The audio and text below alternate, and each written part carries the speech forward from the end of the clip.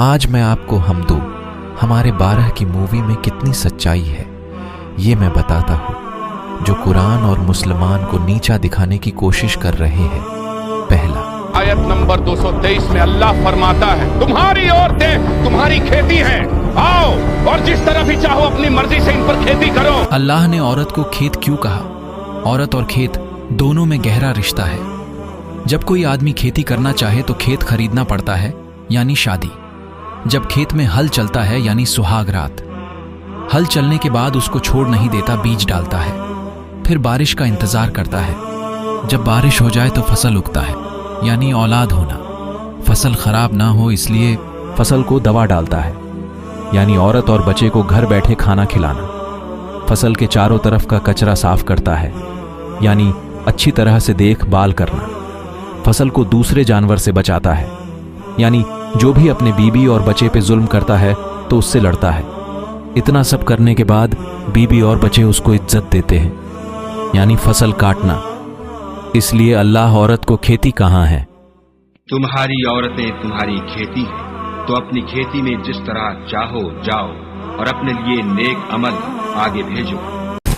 عورت اگر حمل کی حالت میں بھی ہو اور شوہر اسے اپنے پاس بلائے تو عورت کو نہ کہنے کی اجازت نہیں ہے۔ عورت کے اندر عورت کے سلسلے میں یہ دیکھیں گے کہ اس عورت نے کس وجہ سے منع کیا ہے۔ اگر عورت منع کر رہی ہے کسی شرعی عذر کی بنیاد پر، مثال کے طور پر حیض کی بنیاد پر منع کر دیا، نفاس کی بنیاد پر منع کیا، ماہواری کی بنیاد پر منع کیا، یہ ہے کہ طبیعت بہت زیادہ خراب ہے، اس کے لیے ایگری نہیں ہے، تیار نہیں ہے، تو پھر منع کر دیا ہے، تو یہ دیکھیں گے اگر یہ صورت پائی گئی ہے، یعنی عذر شرعی اگر پایا گیا ہے، تو پھر ایسی صورت کے اندر اس عورت کو اس وعید کے اندر شامل نہیں کیا جائے گا۔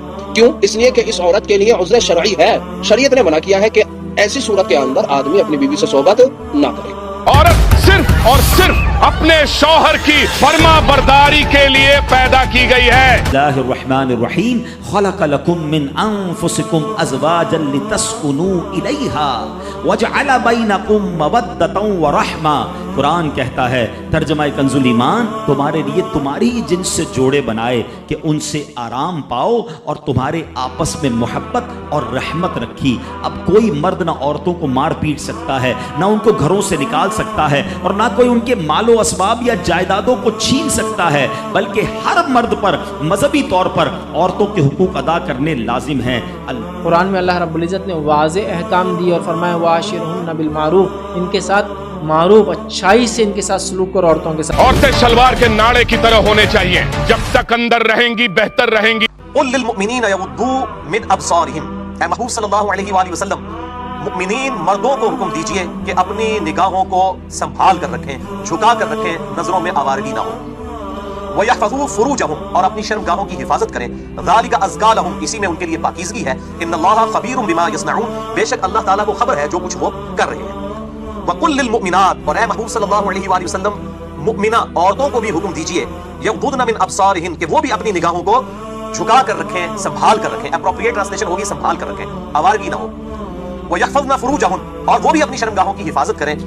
وَلَا يُبْدِينَ زِينَتَهُنَّ إِلَّا مَا ظَهَرَ، اور وہ اپنی زینت کو ظاہر نہ کریں، کیونکہ خدا رب العزت کی طرف سے اس دنیا کا سب سے بڑا تحفہ مرد ہے۔ اللہ رب العزت نے آدم کو پیدا کیا تو حوا کو بھی جنت میں ہی پیدا کیا۔ وہ کوئی کمتر نہیں ہے، یاد رکھیے، بدتر نہیں ہے، ہلکی نہیں ہے، یاد رکھیے۔ اس کو اللہ رب العزت نے اگر بیٹی بنایا تو باپ کو شرف دیا کہ جنت میں جانے کی وجہ بنے گی، یاد رکھیے۔ اگر اس کو بیوی بنایا تو یہ آپ کو شرف دیا کہ اس کے ذریعے آپ کی اولادیں جو ہے پیدا ہوتی ہے دنیا کے اندر۔ اس کو ماں بنایا تو یہ شرف، یہ مقام دے دیا کہ اس کے پیروں کے نیچے جنت دے دی، یاد رکھیے۔ تو اس کا اسلام میں بڑا مقام ہے ایک عورت کا، بیٹی ہونے کے ناطے، بہن ہونے کے ناطے، ماں ہونے کے ناطے، بیوی ہونے کے ناطے، لہٰذا آپ رسپیکٹ کریں۔